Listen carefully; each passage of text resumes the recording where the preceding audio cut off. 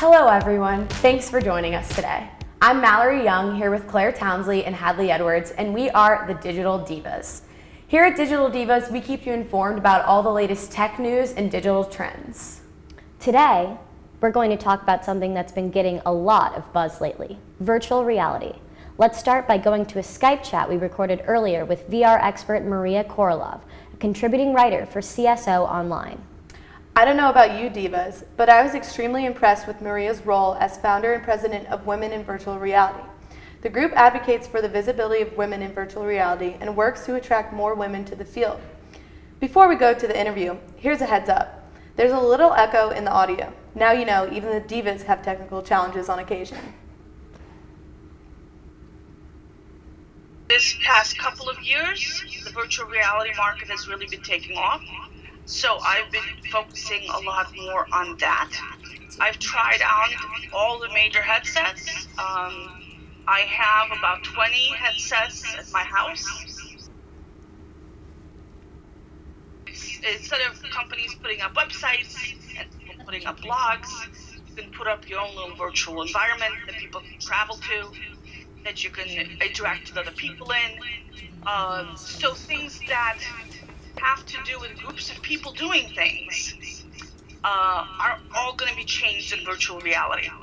Same way the internet has changed how we share information, virtual reality is going to change how we share experiences. So this means education is probably going to change quite a bit. This means conferences and meetings, telecommuting. There's a good chance that instead of working in a physical office, people will be working in a virtual office instead. As a technology reporter, Maria has used many different headsets for virtual reality. A lot of headsets are quite pricey. The Oculus Rift and Samsung Gear both cost about $130, but you can buy Google Cardboard for your smartphones for less than $20. Since its launch in 2014, Cardboard has reached nearly 5 million viewers and counting. In fact, earlier this year, world-renowned music festival, Coachella, tested out the waters with virtual reality, providing Google Cardboard-inspired headsets to coordinate with a specialized Coachella VR app. The Divas recently got to test out Google Cardboard. We had a lot of fun with it, but we wanted to see how others at Washington and Lee University would react the first time they tried it. Here's a look at what happened.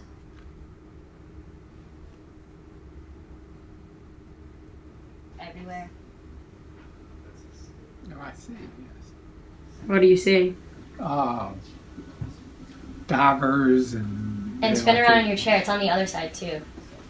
Yes, you can. So it shows the entire, it's like the inside of a ship or something. What? Oh man, this actually is like...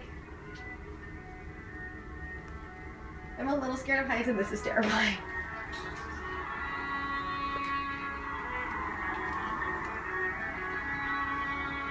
Woo! Shit! What do you see? What are these people? There's people flying around in the sky next to me. Above the clouds.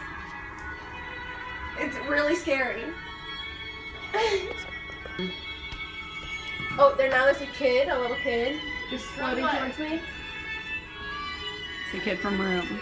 From what? Out. Whoa. That. What? Some girl like.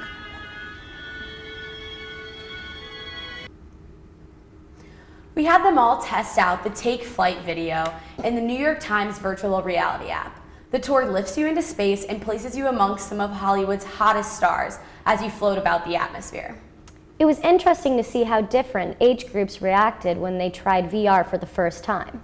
First, we had the pleasure of watching W&L mathematics professor Wayne Demachek test out Cardboard, and then got a look at a younger perspective from W&L students Margaret Felger and Carrie Karabasi. I was surprised that no one had ever tried it. It was the Divas' first time trying out the Cardboard, but this gave us a perspective on how little people actually know about virtual reality in our community. I'm excited to see what virtual reality has in store for the future. Now let's check back in to see the reactions after their experience.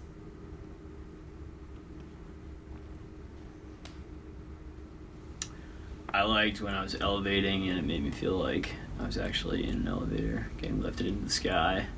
I liked how you could pan around and made you feel like you were looking at different angles and seeing different things as you would turn your head. What I didn't like is it's not that clear, to be honest. And you can kind of see the cardboard in your peripherals on the left and right, which loses the panorama experience. It was interesting. I'm glad to have done it once. Would I buy a little cardboard box, download stuff on my phone? Probably not. Yes. I'm a little cynical on these things, but Yeah. but the phone will change the way, the nature of teaching. I can see it in some things, like I can see that, like in chemistry, you want to see you're inside a molecule and you want to see how the bonds and all work. I can see that. Or biology, if you're looking at habitat or something, you can see it all instead of just what's in front of you. You can see the tree. As you walk through, you can see the trees, the top, the canopy, and everything. So. Okay. I like that it felt really real. Like when you're lifting up, your legs kind of feel like they're like you're not standing on the ground anymore. But I didn't like that. Like I ran into a lot of things while I was turning around.